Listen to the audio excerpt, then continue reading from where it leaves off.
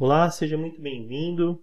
Bom, se você tem curiosidade, tem a necessidade de aprender como criar um banco de dados, se você é um estudante de informática, acompanhe essa lista de videoaulas, que eu vou estar gravando para te mostrar do zero como construir um banco, baseado na estrutura SQL, que é a linguagem de programação utilizada exatamente para a construção desse tipo de aplicação.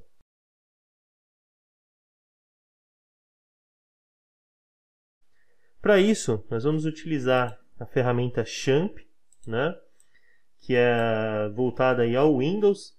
Fazendo uma pesquisa simples aqui no Google, olha só, baixar Champ, ele vai trazer esse primeiro link aqui, onde você pode clicar e escolher a sua versão preferida. Tá? Entenda que se o seu computador for de 64 bits, você precisa obviamente baixar uma versão de 64 bits, e você vai perceber que existem aqui, pode ser que no momento que você esteja assistindo essa aula aqui, algumas versões, Geralmente, a mais estável, é a terceira mostrada aqui na parte de baixo da lista. Mas você pode escolher da forma que você entender por melhor, porque o método que eu vou passar aqui vai funcionar em todos eles. Então nós temos aqui também para o Linux, para o Mac, caso seja o seu computador, é só você baixar a versão pretendida aí. Fazendo o download, ele vai te mostrar um ícone, Eu preferi aqui a área de trabalho do meu computador para fazer esse download. Você vai clicar duas vezes no item, autorizar, clicando em sim, e ele vai começar quase que automaticamente aqui a instalação do nosso gerenciador de banco de dados, o Champ, tá bom? Essa instalação, ela não tem maiores problemas, Ela é muito comum, seria só realmente com base em clique no próximo, que aqui está descrito em inglês como Next, tudo bem? Nessa primeira tela, ele vai te mostrar todos os serviços que ele proporciona, tá? Alguns deles, como por exemplo o Fake Send Mail, tá? Esse Tomcat, Mercury, nenhum deles aqui, esses três aqui que eu desabilitei, não são necessários, tá? Os outros também, se você for analisar o FileZilla, também não é necessário, ok? Então você vai escolher de acordo com a sua necessidade. E o meu eu vou deixar desse jeito aqui, tá? Só pausar o vídeo, ver aqui o que eu desabilitei. Isso vai ocupar menos espaço, Não que ele ocupe muito, mas vai ocupar menos espaço no nosso computador, menos rotinas também. Vou clicar lá embaixo em próximo, novamente, e ele vai pedir para escolher uma pasta padrão. No caso, eu vou deixar realmente aqui no diretório C, sem problema nenhum. Next novamente, e agora é só aguardar a instalação, tá bom? Essa instalação ela pode demorar um pouquinho, então vai depender muito da sua máquina, de quanto você tem aí disponível de memória RAM, enfim, e da velocidade também da sua internet para o download dos itens, tá? Então eu vou cortar o vídeo agora e volto assim que estiver instalado. Te vejo já. Durante a instalação, pode ser que apareça esse tipo de mensagem, esse tipo de alerta aqui do Windows, pedindo, solicitando aqui permissão para ele trabalhar com a sua rede, tá? Geralmente eu coloco o visto nas duas permissões e clico aqui na opção permitir acesso. Isso pode aparecer mais de uma vez, ok? Por causa dos componentes que o Champ utiliza para a instalação. Ele está criando uma máquina virtual, ele vai simular uma máquina virtual para que você possa estar colocando aí o seu banco de dados, tá bom? Então basta você autorizar, você não deve desautorizar, porque senão o funcionamento do Champ vai estar comprometido, tá? Então seguindo aqui, quando for feita a instalação, nós voltamos com o vídeo. Legal, feita aqui a instalação.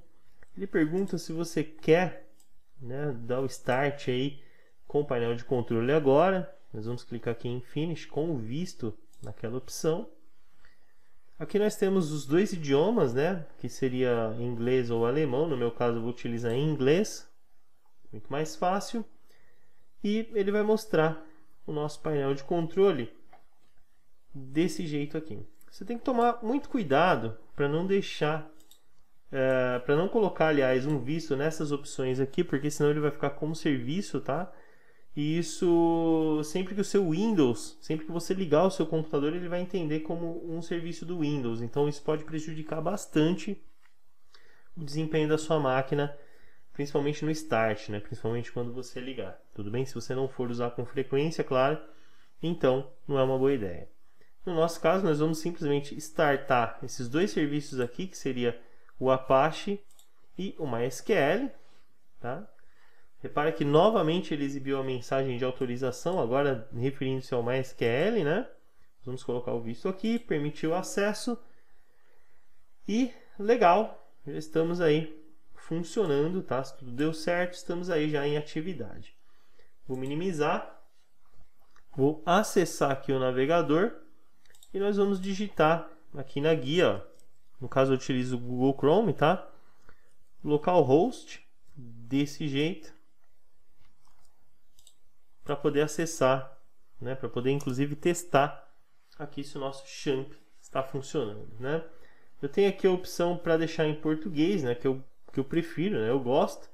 E nós temos aqui então a página inicial aqui falando sobre as características, né? Você instalou o XAMPP com sucesso nesse sistema, comunidade, contribua, tudo bem?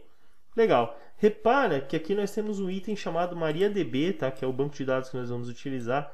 É absolutamente igual a qualquer outro banco de dados que você tenha visto. É simplesmente uma subdivisão, né? Que nós tínhamos aí antigamente do SQL. Feito pela mesma equipe, vai funcionar absolutamente da mesma forma para os nossos testes aqui. Bom, feito tudo isso, nós vamos agora clicar na opção phpMyAdmin, que está aqui do lado. Vamos aguardar ele carregar o phpMyAdmin e toda a nossa estrutura ela está pronta aqui para começar os nossos testes e começar a estudar aqui banco de dados, tá? Nós temos aqui a aba SQL, que seria para digitar os nossos códigos. Nós temos aqui a aba exportar, né? Claro, para você, assim que terminar o seu banco de dados, poder enviar para o seu computador, salvar. Importar, no caso de pessoas que utilizam outros editores, né? Para estar fazendo, enfim. São diversos itens, aqui a base de dados, onde nós podemos visualizar alguns bancos de dados aqui que existem, que são criados, né, a princípio aí, para que as pessoas possam perceber, né, fazer testes dentro desse banco de dados. São, na verdade, exemplos, né, que ele deixa aqui pronto. Mas o nosso foco será em SQL e esse cara aqui nós vamos trabalhar a partir da próxima videoaula, tá bom? Então faça a instalação da sua estrutura. A próxima videoaula está disponível aqui no card, né, à sua direita, ou você pode acessar a nossa playlist e perceber lá que existe já uma videoaula sobre isso. Nós vamos começar a criar a nossa codificação em SQL. Te vejo lá, um forte abraço.